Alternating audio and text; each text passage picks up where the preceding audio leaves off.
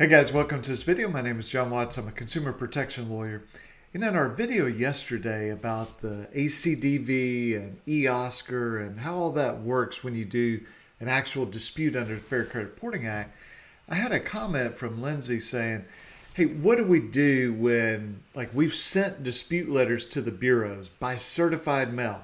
They signed for it. We know it was delivered and they just won't respond. Do we go to the CFPB? What do we do?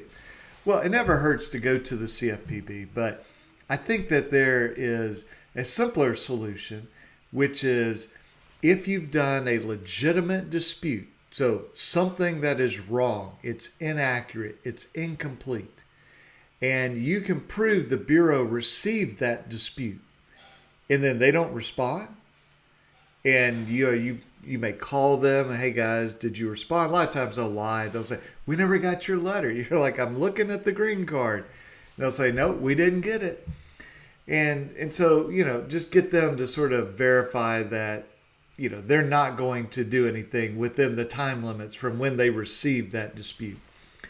And then you may just want to check your credit report. And as I'm recording this right now, you can do that once a week through annualcreditreport.com just to make sure that whatever it is you disputed hasn't been fixed. If all that's true, then you just look at suing them. And they'll come in and say, oh, but the pandemic, and we're so slow, and we're so, hurting for workers. And well, here's the thing. They've got no problem keeping workers to collect the money. They've got no problem keeping workers to make sure that you can sign up for credit monitoring, that you can pay for credit reports, pay for credit scores. The only part they seem to really be hurting in is handling disputes. Isn't that amazing? Because remember, they make no money handling disputes. That costs them money. Everything else makes them money responding to our disputes when they have false information. That just costs them money. So it is like the lowest priority for them. And they'll say, well, the CFPB told us we could take longer. Well, that's one of those kind of true but false statements, okay? So it is true back in, I think it was late March or early April, when COVID first really started hitting, in a big way anyway, that the CFPB said, hey guys, if you need to take longer, do that, be reasonable about it, and we're not going to hammer you in an administrative type action. And I did a video back again in April, I think it was, about that. And basically said, that's cute that the CFPB is saying that. That has nothing to do with us suing under the Fair Credit Reporting Act. Congress has set the deadline. It's from when the Bureau gets your dispute, they have 30 days, sometimes 45 days, but basically 30 days. And that's when they have to respond. Now, if they write you and say, hey, we need a few extra days because of this or that, I think we ought to be generous about that. But when they just don't respond at all, I wouldn't give them any slack on it.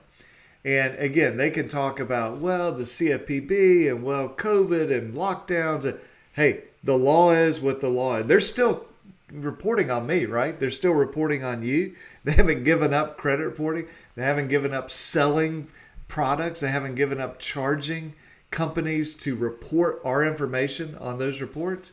So why is it that only the part that involves fixing errors that somehow they're like, well, we just don't have the manpower anymore?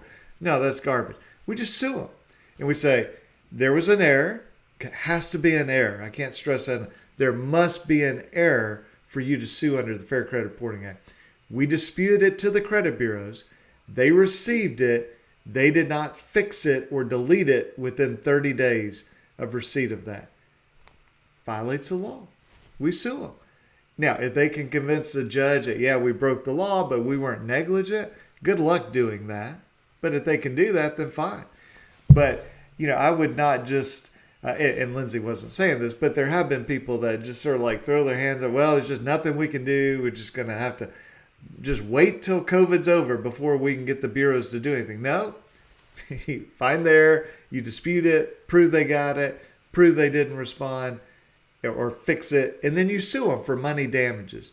And that will get their attention. And suddenly they'll decide, wow, we can't use COVID as this convenient excuse.